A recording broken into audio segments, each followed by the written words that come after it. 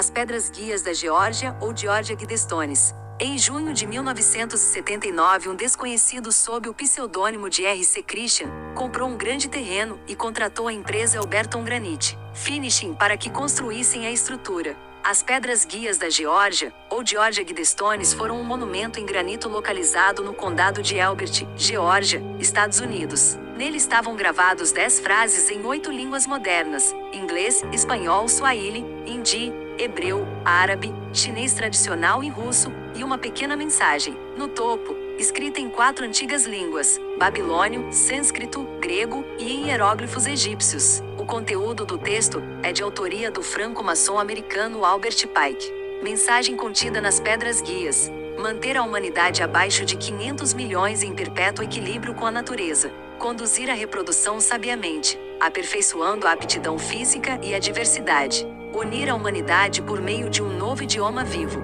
Controlar a paixão, fé, tradição e todas as coisas com razão moderada. Proteger povos e nações com leis e tribunais justos. Permitir que todas as nações regulem-se internamente, resolvendo disputas externas em um único tribunal mundial. Evitar leis insignificantes e funcionários públicos desnecessários. Equilibrar direitos pessoais com deveres sociais. Valorizar verdade, beleza, amor, procurando harmonia com o infinito. Não ser um câncer sobre a terra. Deixar espaço para a natureza. Deixar espaço para a natureza. Repetindo 2 vezes. Nos últimos anos, rituais de diversos tipos de grupos foram feitos no local, incluindo casamentos, reuniões religiosas. Pessoas chegavam ao monumento para meditar, visitar, fazer turismo, tentar decifrá-lo e até para depreciá-lo. Em 2008, as pedras foram pichadas com a frase "Morte à nova ordem mundial". A elite global quer matar 80% da humanidade. Não há o governo mundial e Jesus prevalecerá.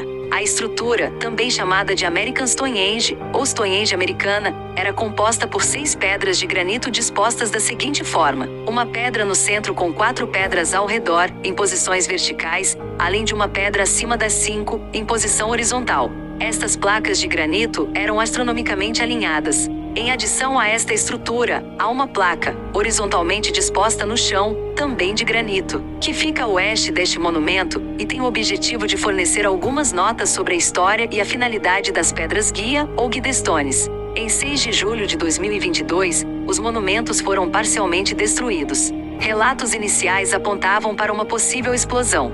O vídeo da explosão foi divulgado horas mais tarde. Por motivos de segurança, o restante da estrutura foi demolida.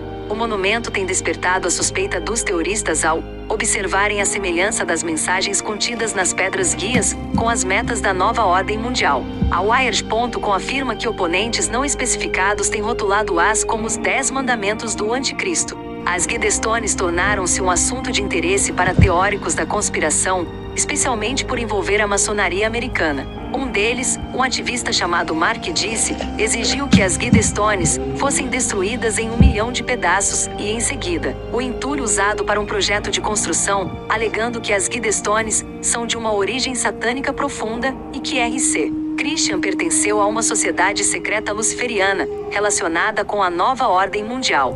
Na inauguração do monumento, o ministro local proclamou que ele acreditava que o monumento era para os amantes do sol, para culto de adoração e adoração ao diabo. Outros sugeriram que as pedras foram encomendadas pelos Rosacruzes. A interpretação mais amplamente aceita sobre as pedras é que elas descrevem os conceitos básicos necessários para reconstruir uma civilização destruída.